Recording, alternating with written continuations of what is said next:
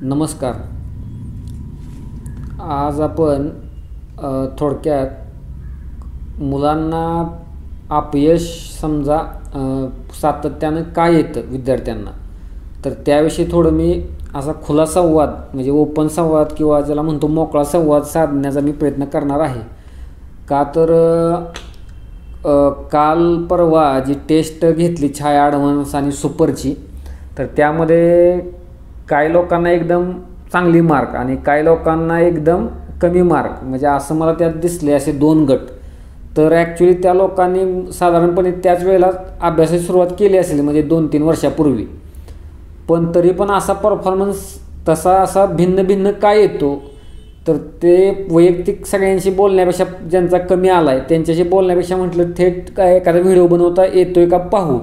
तर हे सुद्धा आता मी थोडा विचार करत होतो, तर तसंच सोपं नाही ते काय असं कट टू कट असं सांगायला, तो खूप मोठा दीर्घ संवाद होईल जर सांगायचं म्हटलं तर. तरी पण त्यातून काही मिळालं तर मिळालं या अपेक्षानं मी हा व्हिडिओ बनवत आहे. तर मुद्दे आहेत अनेक ॲक्च्युली, तर मला जशी गरज वाटेल त्या पद्धतीनं मी तो इलॅबरेट तिथंच करायचा प्रयत्न करीन किंवा त्याच्यावर सेपरेट व्हिडिओसुद्धा बनवेन. त्यामुळे ह्या व्हिडिओमध्ये किती पण पॉईंट होतील, म्हणजे 1 होईल, 2 होईल किंवा 5सुद्धा होतील, पण मी असे एक पॉईंट काय काढलेत तर त्याचा मी खुला संवाद करत जाईन. तर प्रत्येक गोष्टीप्रमाणे आपण बघू, म्हणजे आपलं मुद्द्याप्रमाणे. तर आता बघा, एक मुद्दा काय आहे की योग्य मार्गदर्शनाचा अभाव. मार्गदर्शनाचा अभाव म्हणजे गायडन्स नसणं योग्य. आता बघा, गायडन्स बरेच जण करतात, मोठमोठे क्लास आहेत, छोटे क्लास आहेत ज्या त्या जिल्ह्यात. काय लोक जुने जे पोस्ट होल्डर आहेत त्या लोकांचा मार्गदर्शन घेतात किंवा त्यांच्या कॉन्टॅक्टमध्ये असतात. काय लोक मनानंच काय करत असतात, म्हणजे असे पण काही विद्यार्थी आहेत. काय लोकांना आता नवं माध्यम यूट्यूब, सोशल मीडिया, त्यातनं ते तसं सुचल तसं त्या पद्धतीने करत असतात. त्यामुळं मार्गदर्शनाची येथे वानवा म्हणजे काय कमी नाही आहे मार्गदर्शनाची. मी काय बोललो शब्द म्हणून, तर योग्य मार्गदर्शनाचा अभाव म्हणजे प्रॉपर, ज्याला टू द पॉईंट किंवा बुलेट म्हणजे आपण ज्याला म्हणतो ना बुल्सआय किंवा एकदम टू द पॉईंट एकदम अशा पद्धतीनं मार्गदर्शन नसल्यामुळं ती ही अवस्था आलेली असते. म्हणजे थोडक्यात काय, 2-3 वर्ष तयारी करून सुद्धा समजा फॉर एक्झाम्पल राज्यसेवा घेतली किंवा कंबाईन घेतली, तर राज्यसेवेच्या संदर्भात GSला 60च्या वर स्कोअर पहिल्या पेपरला नेता न येणं, म्हणजे 2 वर्ष तयारी आणि 60च्या वर स्कोअर नाही, तर काही लोकांना आश्चर्य वाटले मी बोलण्यात, पण बरंचसं पब्लिक त्या कॅटेगरीत मोडतं ॲक्च्युली. म्हणजे 60च्या वर त्यांचा स्कोअरच जात नाही, म्हणजे 60 म्हणजे 60-65पर्यंत जास्त मॅक्झिमम, त्याच्यावरती स्कोअर जात नाही 2 वर्ष तयारी करून. आणि कंबाईनच्या केसमध्ये 30-32 जे मॅक्झिमम 35पर्यंत जाऊन थांबतात, 2-3 वर्ष तयारी करतात. मी हे कुणाला बोलतोय बघा, तर त्या लोकांसाठी बोलतोय. तर ह्या लोकांना बघा, त्यांनी भले क्लास केलेला असू दे, क्लास न केलेला असू दे, यूट्यूबचा भरपूर वापर ते आता केलेला न केलेला होऊ शकत नाही, भरपूरच करत असतात लोक, काही असू दे, तरी पण ह्या टप्प्यापेक्षा त्यांचा स्कोअर जास्त आलेला नसतो. तर मग ह्याला म्हणायचं की ते त्यांना योग्य मार्गदर्शन नसतं भेटलेलं ॲक्च्युली. मी आता विविध ग्रुपच्या माध्यमातून ते बघतोय, म्हणजे ते किती ते अज्ञान आहे त्या लोकांना. म्हणजे ॲक्च्युली माहिती घेताना मी ती सगळी घेतली असते, क्लास कोणता केला किंवा काय, तर त्यातनं ते कळून येतं आहे, म्हणजे त्यांना भरकटलेली दिशाच मिळालेली आहे जर काही मिळाली असेल तर ते नंतरच्या किंवा जसं ह्याला सोल्युशन पर असा जो व्हिडिओ येईल त्यात मी योग्य मार्गदर्शन म्हणजे अजून इलॅबोरेटिव्ह बोलीन. पण एखादा टॉपिक कसा करावा किंवा दुसऱ्या टॉपिकला हात घालताना पहिल्याची रिव्हिजन कशा पद्धतीने केली पाहिजे, किंवा पहिले 2 टॉपिक झाल्यानंतर एखादा सब्जेक्ट कसा होतो तयार, टॉपिकमधून टॉपिक जातात सब्जेक्ट कसा तयार होतो, आणि सब्जेक्टची तयारी केल्यानंतर मग ते रिव्हिजनमध्ये कसं बांधायचं, आणि एक्झामची डिमांड काय आहे, म्हणजे ह्या गोष्टी म्हणजे ह्या क्लासेसमध्ये काय होतं हा खूप एक मोठा वेगळा डिबेटचा विषय आहे तो ॲक्च्युली. म्हणजे तुम्हाला सगळं शिकवलं जातं, मार्गदर्शन सगळं केलं जातं, पण ते प्रॉपर नसतं असं माझं ठाम मत आहे. का तर त्यांचं काय ऑब्लिगेशन्स म्हणजे त्यांना ते काय असतं, त्यांना बाबा ते एक त्यांचं एक सर्कल असतं, बाबा वर्षभरात बॅच ती काढायची असते, नवीन बॅच घ्यायची असते, मोठमोठ्या ब्रँडेड क्लासचं त्यांना ते भाडं, ते त्यांचं ते इन्फ्रास्ट्रक्चर, त्याच्यावर पैसा जात असतो, तो कसा काढण्याकडे कल असतो. आणि त्यामुळे इंडिव्हिज्युअल मुलांकडे काही लक्ष तिथं राहत नाही, म्हणजे गर्दीच असते ना बऱ्यापैकी. तर त्या पद्धतीनं गेल्यामुळं आहे ना ही अवस्था येते. मग ते मार्गदर्शन ते देऊ शकत नाहीत आणि एका मुलावर तेवढा वेळ द्यायचा तर ते अवघड होऊन बसेल ना प्रकार. तर मी छोटेखानी करत असतो, त्यामुळे मला ते माहीत आहे ते काय नेमकं त्यांच्या काय अडचणी आहेत किंवा काय आहे. तर त्यामुळं आणि ते क्लास करणाऱ्या किंवा न करणाऱ्या मुलांना काय वाटतं, मग ते आपण मिळाले मार्गदर्शन म्हणजे आपण निघालो ट्रॅकवर. अहो पण तुमचा 2-3 वर्ष सातत्यानं जर GSला 60च्या वर स्कोर येत नसेल तर कसलं तुम्हाला मार्गदर्शन मिळालं आणि कसला तुम्ही अभ्यास करताय. म्हणजे खूप अंतर्मुख होण्याचा बघा विषय आहे हा.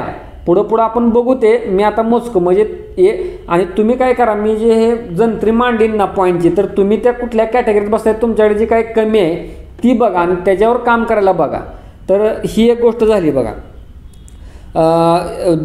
दुसरं एक मला काय सांगेन की इन्फॉर्मेशन नॉलेज आणि एक्झाम ओरिएंटेड नॉलेज म्हणजे बघा माहिती, ज्ञान आणि परीक्षाभिमुख जे लागते, परीक्षाभिमुख ज्ञान म्हणा किंवा माहिती म्हणा, म्हणजे हे 3 ज्या गोष्टी आहेत.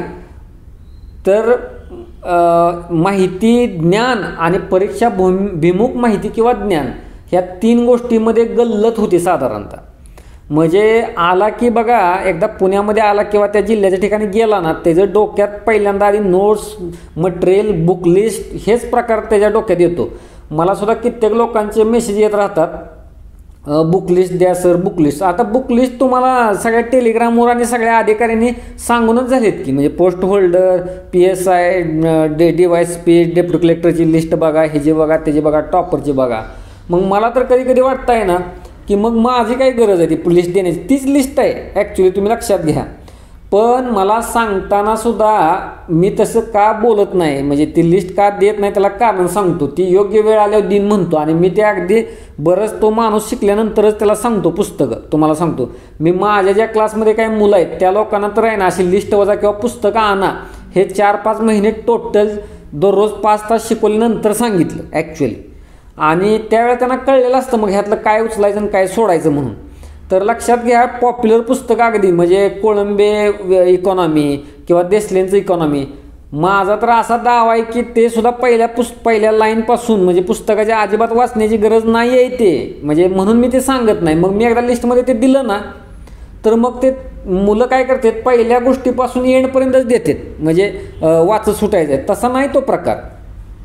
त्यावेळी त्या परीक्षेची डिमांड बघून त्यातलं ते करायचं आहे. मग ती लिस्ट कशी सांगायची, मी काय चॅप्टर ह्या पुस्तकातले सांगेन, मग ते इतकं डिटेलिंग ते द्यावं लागलं आणि ते काय सोपं काम नाही आहे ते. म्हणजे एक्झाम्पल म्हणून उदाहरणार्थ, आता दुसऱ्यांवर कोणावर टीका नाही करायची म्हणून, नाही तर ते मोठमोठी पुस्तकाची नावासहित मी ते सांगेन ह्यातलं काय ते नको आहे किंवा काय, पण ते खूप डिटेलिंग करावं लागेल. त्यामुळं मला काय सांगायचं होतं तुम्हाला, आता बघा टेलिग्राम चॅनेलवर म्हणजे आता ते सगळ्यांना सर्रास माहीत झाले की मला पण एक अनुभव आला. माझा पण टेलिग्राम चॅनेल आहे समजा, तर आहे ना काही ठिकाणी 1 लाख सबस्क्रायबर म्हणजे ते असतात, काही ठिकाणी तो एक वेगळा विषय आहे, ते कसं वाढतं काय प्रकरण आहे ते किंवा काय. म्हणजे आम्हाला सुद्धा मेसेज येतो किंवा डायरेक्ट फोन येतो, म्हणजे सर ते हे करायचं आहे का, म्हणजे आदान प्रदान, तुमचं मेंबर आम्हाला ना आमचं तुम्हाला.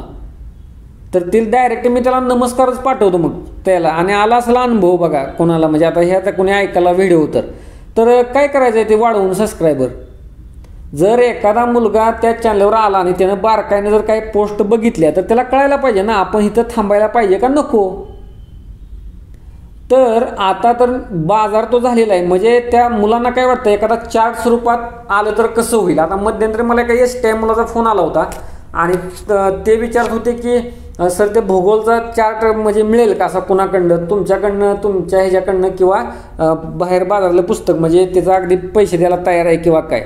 तर मी म्हटलं मग तुम्ही काय करताय. तर हे बघा चुकीची पद्धत आहे अतिशय. म्हणजे तुम्हाला असं अप्रूप वाटणं स्वाभाविक आहे. म्हणजे नवीन असाल तर काय तुम्हाला काय ब्लेम करण्याचा अर्थ नाही, म्हणजे तुम्हाला टीका करण्यात तुमच्यावर. पण जे बुजुर्ग 2-3 वर्षांना तयार करतात ना त्यांनी त्या चार्टच्या पाठीमागं ह्या चार्टच्या पाठीमागं मी पाठ केला की सोप्पा जाईल त्या भ्रमात राहायलाच नाही पाहिजे. मुळं तसल्या चार्टचा काहीही एक उपयोग होत नाही. तो आता विषय नाही सध्याचा. पण मला काय सांगायचं आहे बघा, माहिती ज्ञान आणि तुमचं एक्झाम ओरिएंटेड म्हणजे परीक्षाभिमुख ज्ञान किंवा माहिती, हे 3 वेगवेगळे प्रकार आहेत. तुम्ही जंत्री नोटची लावली किंवा पुस्तकांची लावली म्हणजे तुम्ही ते लवकर यशाकडे जाणार आहे. उलट मी तर म्हणेन की तुम्ही अवघड आहे, मग तुमचा प्रवास तो अवघड होणार मग ज्यादा. म्हणजे अगदी मोजकं मटेरियल, मग तुम्ही म्हणाल ते मोजक्या मटेरियलची लिस्ट द्या, तर तुम्हाला ते क्वेश्चन पेपर ॲनालिसिस शिवाय समजणार नाही. मी जे ग्रुपच्या माध्यमातून करून घेतोय त्या लोकांना हळूहळू ते कळेल ते काय प्रकार आहे तो. म्हणजे आपण त्या लिस्टकडं कसं जातो, बुक लिस्टकडं, ते नक्की कळेल. तर लक्षात घ्या. त्यामुळं त्या म्हणजे सुरुवातीचा 6 महिने 9 महिने किंवा वर्षभर आहे ना, ते टेलिग्राम बिनकामी आहेत हे कळायला जातो. अपयश काय येतो हे जे आपण जंत्री मांडतोय, किंवा त्या क्लासेसमध्ये जर तुम्ही गेला ना तर त्याला अगदी नोटचा ढिगाराच मांडायची सवय लागते. म्हणजे मगच अभ्यास केल्यासारखा वाटतो. लिहितो अगदी ते बऱ्याच लोकांच्या मी पॉलिटीच्या नोट्स बघितलेत, म्हणजे लक्ष्मीकांतच्या किंवा त्या कोळंबे सरांच्या, अत्यंत चुकीच्या आहेत त्या. ऑलरेडी नोट्स आहेत, म्हणजे त्यातून काढल्या तर नोट्स किती काढायला पाहिजेत, त्या पॉलिटीच्या पुस्तकाचे 10 ते 15 पेजेस व्हायला पाहिजेत. फक्त ते असे रेखाचित्रे, म्हणजे मानवी हाडांचा आपण सांगाडा कसा काढायचा झाला तर तशा पद्धतीनं ते काय केलं तर ठीक आहे ना. ते जसे तसं ते उतरताना मी बऱ्याच लोकांचं बघितलंय ज्यांचा स्कोर मागच्या प्रीला 180च्या आसपास होता, राज्यसेवा प्रीला. तर ह्या लोकांचं अवघड आहे ना. म्हणजे त्यांनी स्वतःच्या ज्यावेळी ऊर्जा देऊ शकत होते अभ्यासाच्या काळात, क्लास लावला होता वगैरे काय, त्या काळात त्यांना ती भलती दिशा मिळाली असते आणि तो त्यांना अभ्यास वाटत असतो. म्हणजे बघा, तब्येत असणं आणि सूज असणं फरक आहे ना, तशी ती सूज असते फक्त. म्हणजे तुम्ही त्या तुमच्या मटेरियलची ढीगभर आणून रचण्याची किंवा ते क्वेश्चन पेपर पण क्लासेसचे आणून रचण्याची त्याच्यामध्ये चढाओढ करू नका. त्यातला तुम्हाला फरक कळू द्या. लक्षात आलं का? त्यावर आता बोललो तर ते वेग होत जाईल, तर मी बोलतो मात्र ते मग ह्या एका पॉईंटवर सुद्धा जे महत्त्वाचे आहेत त्या पॉईंटवर मग इलॅबोरेटिव्ह बोलीन एखाद्या म्हणजे असं पुढच्या व्हिडिओमधून. तर हा झाला दुसरा मुद्दा. तिसरा मुद्दा बघा, एक सामान्य प्रवास जर एखाद्या विद्यार्थ्याचा बघितला ना तर एक काय जाणवतं की तो क्वेश्चन पेपर कधीच बघत नाही, म्हणजे लवकर, म्हणजे पहिल्या वर्षभरात, 1.5 वर्षात, 2 वर्षात, म्हणजे क्वेश्चन पेपर तो बघतच नाही. म्हणजे त्या अभ्यास केल्यावर आपण बघूया किंवा काय. आणि मला ऐकवत नाही बघा कोणता, ज्याला मी ब्रँडेड क्लास म्हणतो, मोठमोठ्या जाहिराती करतात लोक सत्ताला ह्याला त्याला, मुलं आले आमचे फोटो लावतात हे बडे, तर त्या लोक त्यांनी स्वतःहून काय मुलांचं ॲनालिसिस कधी पेपरचं करून घेतलंय का? तर माझं दर बॅचेसमधली काय मुलं कॉन्टॅक्टमध्ये असतात, मी ते बघत असतो काय झालं लेक्चरमध्ये काय, तर कुणीही घेत नाही ते. ॲक्च्युली ते गोत्यात येतील. मग तसं जर ते घ्यायला लागले तर मुलं विचारतील ना, हे शिकवलंच नाही ह्या चॅप्टरमधलं, मग झालंच नाही हे. त्यामुळं तुम्ही अनभिज्ञ त्या गोष्टीपासून राहणं, म्हणजे अननोन राहणं, हेच त्यांच्या फायद्याचं असतं. लक्षात घ्या तुम्ही. तर मी तर काय केलं, आत्ता माझ्या जे छाया बेसिक, छाया कोर 2021चा जे ग्रुप आहेत, पहिल्याच दिवशी किंवा पहिल्या 4-5 दिवसातच ॲनालिसिस पहिलं चालू. म्हणजे बघा, पहिल्यांदा त्याला हातोडाच घालायचा, म्हणजे तिथंच ते खिळखिळी करायचं, म्हणजे कळलंच पाहिजे ना काय आहे ते. तुम्हाला कळतं नंतर ते कशाचं काय आहे काय. सुरुवातीला त्या लोकांना पर्यावरण, भूगोल असं काय कळत नव्हतं, आपोआप कळतं ते नंतर. मग त्या लोकांनी अगोदर पहिल्या 8-10 दिवसात त्यांना बघा, त्या मुलांना आता कोण गंडवू शकत नाही कुठला क्लासवाला, म्हणजे एवढी मला गॅरंटी आली. त्यांनी क्लास कुठं लावायचं तिकडे लावू दे, मला त्याच्याशी काही मतलब नाही त्यांना क्लास करायचा असेल तर. पण त्या ग्रुपच्या माध्यमातून ह्यांना परत कधी क्लासची गरजच वाटायला नाही पाहिजे, अशा पद्धतीच्यासाठीच छाया प्रोजेक्ट आहे. लक्षात घ्या. तर ते हळूहळू कळेल आणि बोलण्यापेक्षा ते गोष्टी घडताना बघणं मला जास्त बरं वाटेल, म्हणजे असा. त्यामुळे त्याच्यावर जास्त मी भाष्य नाही करणार. पण ओल्ड क्वेश्चन पेपर न पाहिल्यामुळं सलग 1-2 वर्षामध्ये जो काय त्यांचं वाचन वगैरे झालेलं असतं ते जवळपास वाया जातं. म्हणजे आणि बघा, मेंदूत परत ते रिस्ट्रक्चरिंग करायला खूप जड जातं मग ॲक्च्युअली. म्हणजे सुरुवातीला मग ते समाजवादी अर्थव्यवस्था, भांडवली अर्थव्यवस्था, मग हे काय मिश्र अर्थव्यवस्था, म्हणजे ठीक आहे वाचण्यापुरतं ठीक आहे हो, पण त्याच्या नोट्स काढूनच जर तिथंच थप्पी रचली तर तुम्ही मग ते GDPचं कधी बघणार व्यवस्थित, किंवा नंतर जिथं MDG SDG त्याच्यावर प्रश्न येतो ते कधी बघणार. मग ते पुढं जात तुम्ही विरळ होत जाता. मग म्हणजे अभ्यासाच्या बाबतीत, एनर्जीच्या बाबतीत, सगळ्याच बाबतीत ही गल्लत जवळपास सर्व सब्जेक्ट्सना होती. त्यातल्या त्यात पॉलिटीला जिथे इंटरेस्ट आहे किंवा शिकवणाऱ्याला जिथे इंटरेस्ट आहे त्यात तुम्हाला इंटरेस्ट तयार होतो. ही एक दुसरी गल्लत तयार होते. तर बघा ह्या सापळ्यातनं बाहेर पडता यायला पाहिजे असं माझं मत आहे. तर तुम्ही जुन्या प्रश्नपत्रिकांचं विश्लेषण म्हणजे अत्यंत चांगल्या प्रकारे केलं पाहिजे. आता जरा कसं झाली सवलत, बऱ्याच लोकांना आता बाजारात ऑलरेडी तयार विश्लेषणं मिळतात. बघा ना, म्हणजे दगडापेक्षा वीट मऊ किंवा काही शून्य असण्यापेक्षा बरं आहे ना काय असणं, नक्कीच बरं.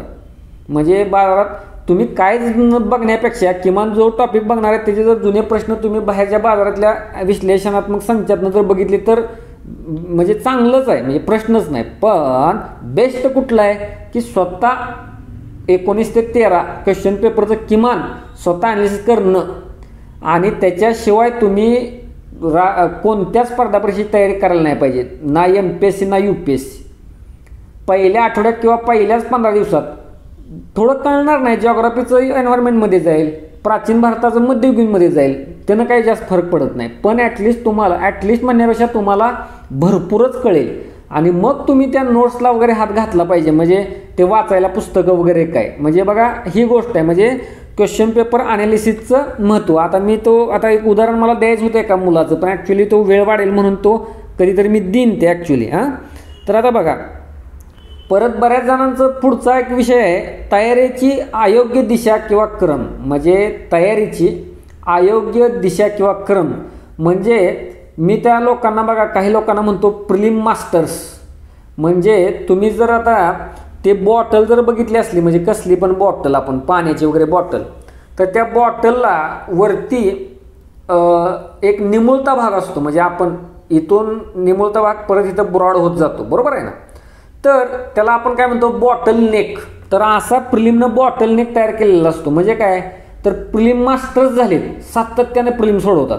माझ्या तर पाहण्यात किंवा ज्याला मला भेटलेले अशी 12 ते 15 राज्यसेवेच्या किंवा कंबाईनच्या मिक्स मिळून किंवा क गटाच्या अशा प्रिलिम ते सोडवले आहेत, पण त्यांना मेन्सला अपयश आले आहे. कट ऑफपेक्षा 20-30 मार्काने नेहमी माग.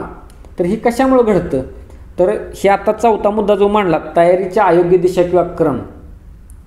म्हणजे पहिल्यांदा तुम्ही मेनच्या सिलेबसपासूनच सुरुवात करायला पाहिजे. मेनच्या सिलेबसपासूनच सुरुवात करायला पाहिजे, पण तिथं नेहमीच सतत प्रिलिम डोक्यात ठेवली पाहिजे. म्हणजे मेनचा अभ्यास करताना प्रिलिम पण डोक्यात ठेवायचे आणि मग तसं पुढं जात जायचं. आणि ज्यावेळेला 5-6 महिने प्रिलिमला राहतात त्यावेळेला पूर्ण प्रिलिमवर फोकस करायचा आणि मेनचा काही 100% अभ्यासक्रम करायची पण काही गरज नाही. पण बऱ्यापैकी जो ट्रायंगल आहे पॉलिटी, इकॉनॉमी, जिओग्राफी किंवा जो चौकोन म्हणून हिस्ट्री, हे 4 सब्जेक्ट तर चांगले होणे गरजेचं आहे. म्हणजे सुरुवातीला मेनच्या अनुषंगाने आणि मग ते प्रिलिमच्या मैदानात उतरायला पाहिजे. तर असं न घडल्यामुळं मुलं प्रिलिम मास्टर्स होतात. का तर प्रिलिमचं एक स्पेसिफिक नेचर आहे असं ठराविक विशिष्ट. मग त्याला ते अनुकूल झाल्यानंतर मग त्यांना झेपत नाही पुढचा बोजा नंतर मग.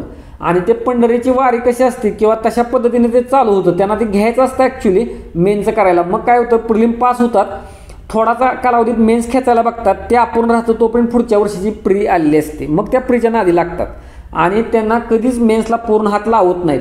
आणि मेन्सला लवकर न गेल्यामुळं ते तसेच 3-4 वर्ष तसेच पडतात आणि बाहेर पडतात मग प्रवाहाच्या. हे लक्षात घ्या. तर क्लासेस करण्याचा हा एक फायदा असतो की ते मेन्सचा अगोदर घेतात, पण त्याला दुर्गुण बाकीचे जोडले गेलेले आहेत ना, ते एकदा आपण त्याची पण जंत्री मांडू. पण ज्यावेळेला बघा हे सगळं मी मुद्दे सांगतोय ना, ते एखाद्याच्या बाबतीत जर जुळून आले ना, म्हणजे ॲक्च्युली कसं असतंय त्याला भरपूर पॉईंट्स असे घटक आहे म्हणजे पोस्ट मिळवत असताना. मग ते सगळे जुळून आले ना सगळ्या बाजूनं, म्हणजे कुटुंबातल्या समस्या असतात काय, मी एकदा ते बोलीन त्यावरती सुद्धा, तर बघा तो थ्रू होतो. मग लक्षात घ्या. आणि सरळ सरळ प्रवास आहे ना, म्हणजे तो आला त्यानं पहिल्यांदा जिंकला असं म्हणतो, आला इथं आला आणि पोस्ट मिळून गेला, ही उदाहरणं खूप कमी असतात. त्याचा पण वेगळा एक आहे, म्हणजे त्याला पहिल्या दिवसापासूनच प्रॉपर गायडन्स असणं वगैरे काय.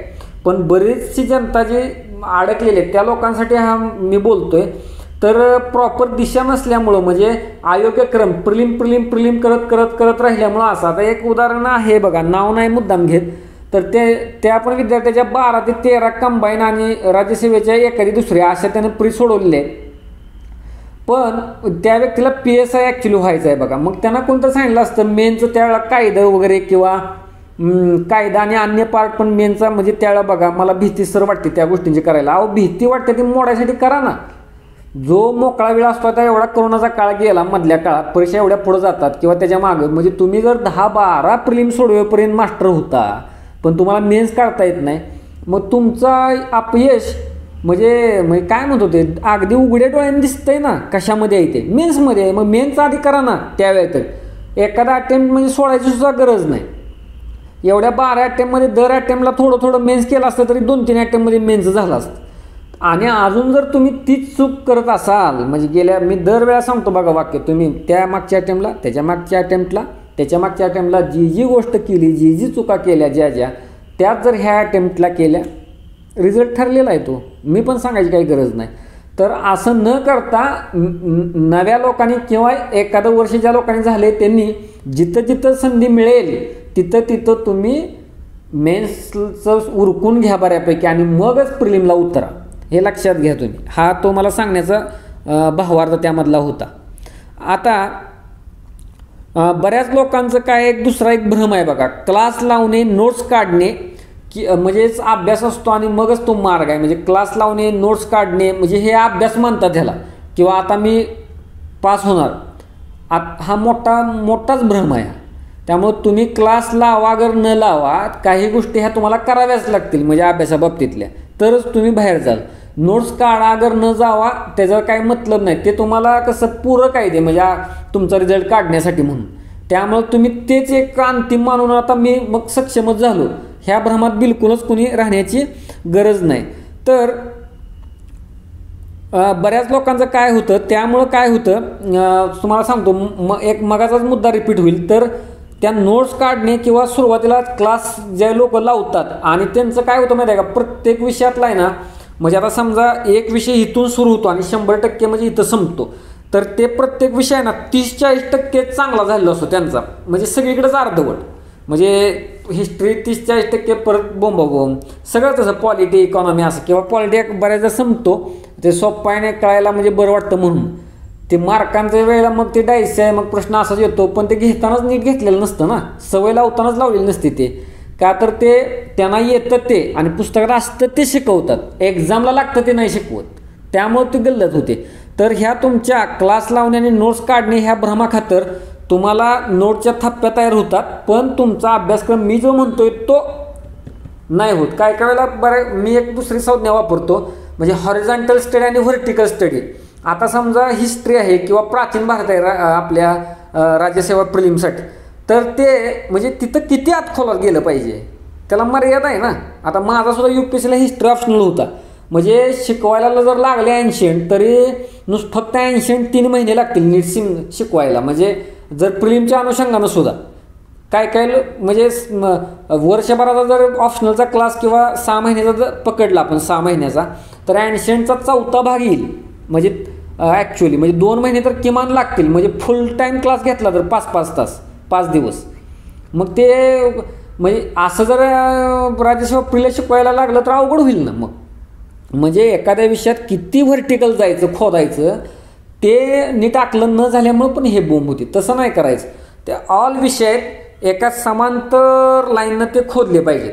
म्हणजे तुम्हाला एक 50% प्रश्न बरोबर येतील GS मधले, आणि मग जिथं गरज वाटली तिथे एखादा विषय खोलण्याचा किंवा आयोग जो जास्त प्रश्न विचारतोय तो विषय जरा खोलण्याचा, आणि ते तुमचं मार्जिन 50%वरनं 70%वर न्यायचं.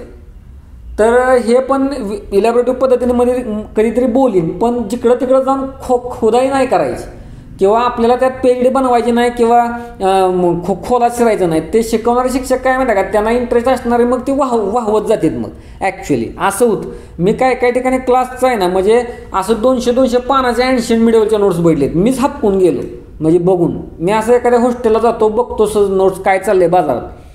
तर असं नका करू. एक्झामची डिमांड परत तिथंच मुद्दा आला बघा, तो काय आहे. त्यामुळं तुम्हाला कोणतरी वरिष्ठ माणूस मस्त गाजलाय मार्केटमध्ये, तो तुम्हाला सांगायला लागला किंवा काय, त्याचा अर्थ ती खरीच दिशा असेल मानू नका. कधी माना तुमचा रिझल्ट येत असेल तर त्या व्यक्तीचा ऐकून, त्या कितीही महान असू दे, तुमच्यात जर ते फरक पाडत नसला तुमच्या रिझल्टमध्ये, तर तो आपल्या कवडीच्या किमतीचा नाही. तुम्ही तुमचं आयुष्य बरबाद करणार. तर ह्या गोष्टी तुम्ही क्लिअर करत न्या. मला जे काय म्हणायचं आहे ते म्हणजे 5 मुद्दे आपण बघितले. तर आपण बघू पुढं जात, आणि कमेंट सेक्शनमध्ये तुम्ही प्रतिक्रिया द्या, म्हणजे कशावर मी जास्त बोललो तर तुम्हाला संयुक्तिक राहील म्हणून, आणि मग त्या प्रकारे मी बोलीन. पुढचे मुद्दे, म्हणजे तुम्ही प्रतिक्रिया मात्र देत राहा.